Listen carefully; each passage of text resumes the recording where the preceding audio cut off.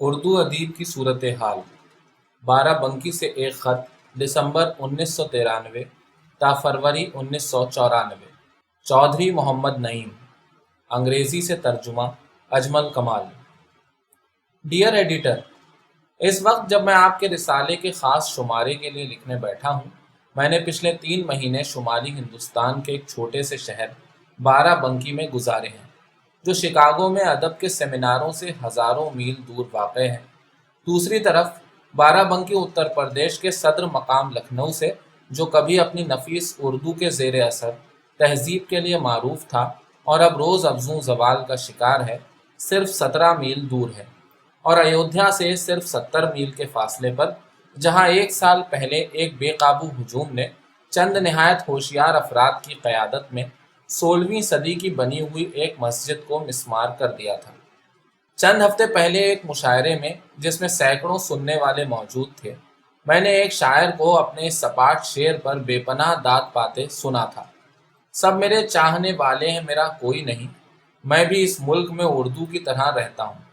ان حالات میں مجھے اردو فکشن میں طلسمی حقیقت نگاری یا مابعد جدید دور میں تجریدی افسانے کے زوال جیسے موضوعات پر بات کرنے کی کوئی خاص خواہش محسوس نہیں ہوتی۔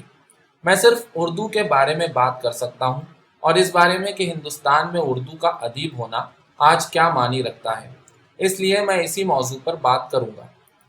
اردو ہندوستان کی ان 16 یا 17 زبانوں میں سے ایک ہے جنہیں آئین میں تسلیم کیا گیا ہے، اور مجھے معلوم ہوا ہے کہ سن 1981 کی مردم شماری میں اردو بولنے والوں کی تعداد 3.5 کروڑ بتائی گئی ہے۔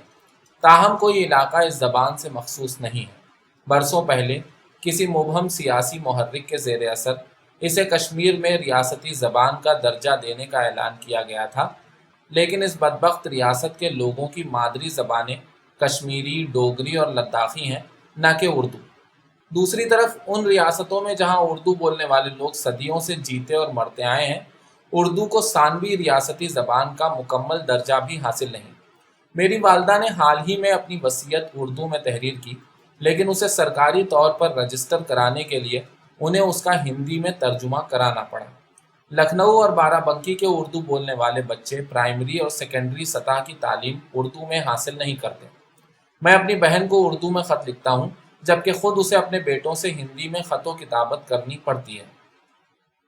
غالباً مجھے کہنا چاہیے کہ شمالی ہندوستان کے اردو بولنے والے بچے پرائمری اور سیکنڈری سطح کی تعلیم اپنی مادری زبان میں حاصل نہیں کر سکتے، حالانکہ ہندوستان کے آئین میں انہیں یہ حق دیا گیا ہے، کیونکہ ریاست انہیں اس کی سہولت فراہم کرنے سے انکار کرتی ہے۔ در حقیقت ریاست نے وہ سہولتیں بھی ختم کر دیں جو نو آبادیاتی دور میں مہیا تھیں۔ جب ہندوستان کی آزادی کے کچھ ہی عرصے بعد یہ واقعہ پیش آیا تو بہت سے مسلمان والدین نے اپنے بچوں کو مدرسوں میں بھیجنا شروع کر دیا، جو بنیادی طور پر مذہبی تعلیم کے ادارے تھے اور ہیں۔ اس سے پہلے مدرسوں میں بچے ناظرہ یعنی معنی سمجھے بغیر قرآن پڑھتے اور اسلامی عقیدے کے بنیادی ارکان سیکھتے تھے۔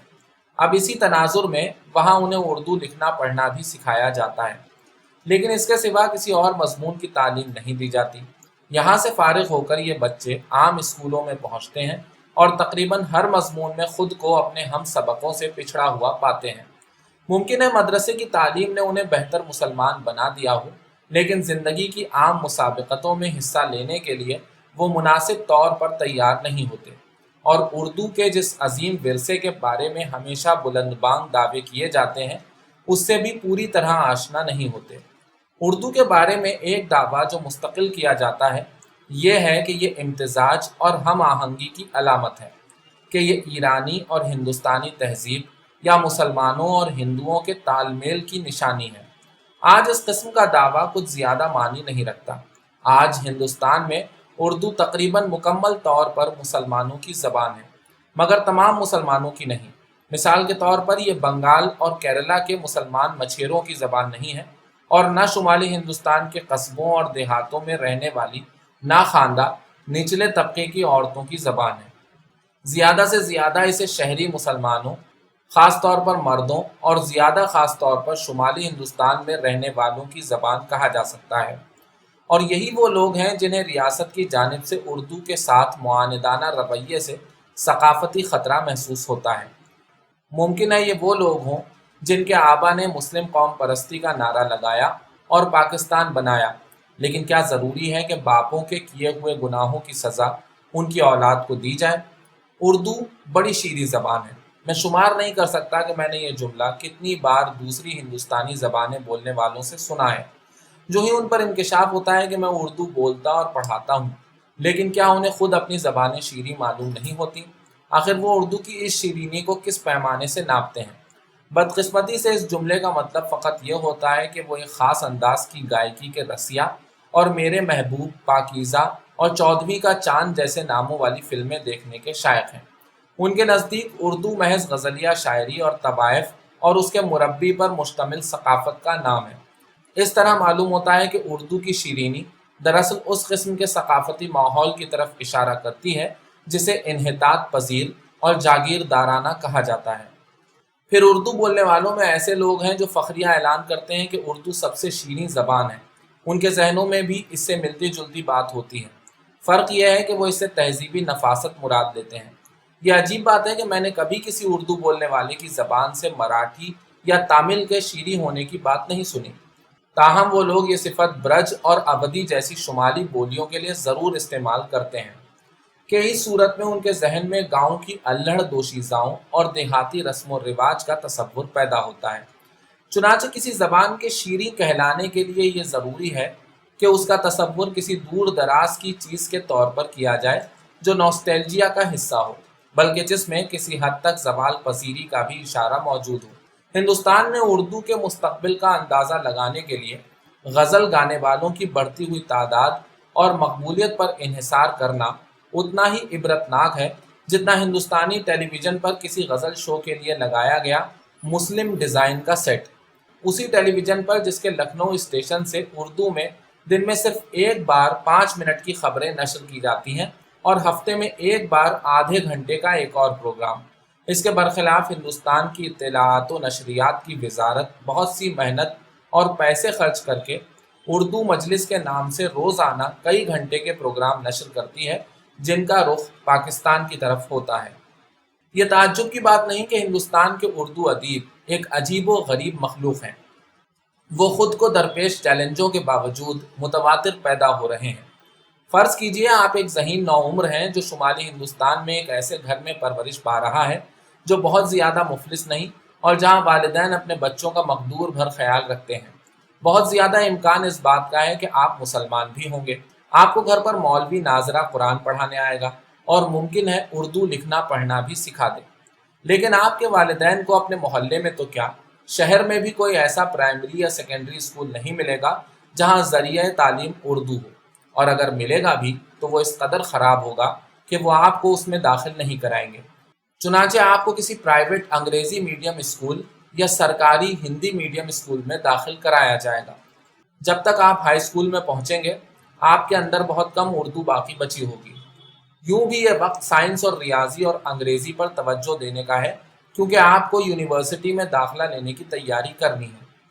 لیکن شاید آپ ضدی طبیعت کے مالک ہیں، آپ اپنے طور پر اردو پڑھنے کا وقت نکال لیتے ہیں۔ آپ کو کتابیں کہاں ملیں گی؟ پبلک لائبریریوں میں اردو کتابوں کا ذخیرہ نہیں رکھا جاتا۔ بعض صورتوں میں شمالی ہندوستان میں انہیں مختلف طریقوں سے ختم بھی کر دیا گیا ہے۔ کتابوں کی دکانوں میں ادب کا بہت قلیل حصہ دستیاب ہے کیونکہ اس کا بیشتر حصہ 1947 کے بعد دوبارہ شائع نہیں ہوا۔ پاکستان سے کتابوں اور رسالوں کا آنا اور بھی زیادہ محال ہے۔ کراچی کے مقابلے میں بروکلن سے کوئی کتاب منگوانا کہیں زیادہ آسان ہے۔ اس کا مطلب یہ ہوا کہ ہندوستان کے بیشتر ادیب غیر منقسم ہندوستان کے شاعروں اور ناول نگاروں کی کئی نسلوں سے کم و بیش لا علم رہتے ہیں، اور ان میں سے بہت کم کو پاکستان سے شائع ہونے والی اردو کتابوں تک رسائی حاصل ہوتی ہے۔ لیکن آئیے اب آپ کی اردو میں لکھنے کی خواہش کی طرف رخ کریں۔ آپ نے کسی نہ کسی طرح لسانی مہارت پیدا کر لی، اپنے ادب کی روایت کا خاصا مطالعہ بھی کر لیا اور تخلیقی کیفیت بھی حاصل کر لی۔ فرض کیجئے کہ آپ نے افسانے لکھنے شروع کیے۔ آپ انہیں درجن بھر سے زیادہ ادبی رسالوں کو بھجوا سکتے ہیں، لیکن ان میں سے آدھے سے زیادہ باقاعدگی سے شائع نہیں ہوتے، اور ان میں سے کوئی بھی 1000 سے زیادہ تعداد میں شائع نہیں ہوتا سوائے وزارت اطلاعات کے رسالے کے۔ یہی وہ واحد رسالہ بھی ہے جو اپنے لکھنے والوں کو برائے نام معاوضہ دیتا ہے۔ ظاہر ہے اس میں وہی چیزیں چھپتی ہیں جنہیں محفوظ خیال کیا جاتا ہے۔ خیر، آپ اپنی دھن میں لگے رہتے ہیں اور چند برسوں میں کوئی درجن بھر افسانے لکھ لیتے ہیں جن کا مجموعہ بن سکتا ہے۔ اب آپ کو ناشر کی تلاش ہوتی ہے۔ یہ آسان ہے، بشرطے کہ آپ معاوضے کا مطالبہ نہ کریں، بلکہ کسی سرکاری اکیڈمی سے کتاب چھاپنے کے لیے جزوی مالی امداد کا بھی بندوبست کر سکیں۔ اگر آپ جاہل سرکاری افسروں اور ان کے غبی مشیروں سے اچھے تعلقات نہیں رکھتے تو پھر آپ کے پاس اپنے خرچ سے کتاب چھپوانے کے سوا کوئی چارہ نہیں۔ کسی کتاب کا پہلا ایڈیشن اوسطاً 400 سے 1000 تک کی تعداد میں شائع ہوتا ہے۔ مبارک ہو، آپ کی کتاب چھپ گئی، لیکن کیا یہ بکے گی بھی؟ اگر کتاب خوش قسمت نکلی تو اس کا پہلا ایڈیشن 2 سے 4 سال تک کے عرصے میں بک جائے گا، اور بس یہاں آپ کی کتاب کی کہانی ختم ہو جائے گی، سوائے اس کے کہ پاکستان میں کوئی اسے بلا اجازت چھاپ لے۔ در حقیقت آپ کی یہ پوشیدہ آرزو ہوگی کہ کوئی چھاپ لے۔ اگر ایسا نہ ہوا تو آپ کی کتاب وہاں کے پڑھنے والوں تک کیسے پہنچے گی؟ بلا شبہ جس وقت یہ سب کچھ ہو رہا ہے، آپ ساتھ ہی ساتھ ملازمت حاصل کرنے اور برقرار رکھنے اور اپنے خاندان کی پرداخت میں بھی مصروف ہیں۔ تب ایک دن آپ کی بیٹی اسکول سے لوٹ کر آنسو بھری آنکھوں کے ساتھ آپ کو اپنی ہندی یا تاریخ کی کتاب دکھاتی ہے جس میں لکھا ہے کہ مسلمان ہندوستان میں باہر سے آئے تھے اور انہوں نے مندر ڈھائے اور ہندوؤں پر ظلم و ستم کیے اور کوئی مثبت کام نہیں کیا، اور یہ کہ انہیں ہندوستانی زندگی کے بڑے دھارے میں واپس لانا ضروری ہے۔ یا آپ کا بیٹا آپ کو بتاتا ہے کہ اسکول میں کچھ لڑکے اسے بابر کی اولاد کہہ کر پکارتے ہیں۔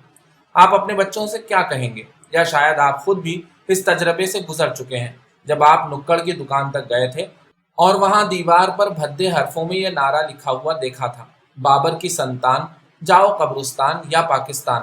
کیا آپ کو یہ بات پرلطف محسوس ہوگی کہ آپ کی طرف اشارہ کرنے والا یہ نعرہ اگرچہ ہندی میں لکھا گیا ہے لیکن اس میں اردو کے انداز کا قافیہ استعمال کیا گیا ہے؟ شاید نہیں۔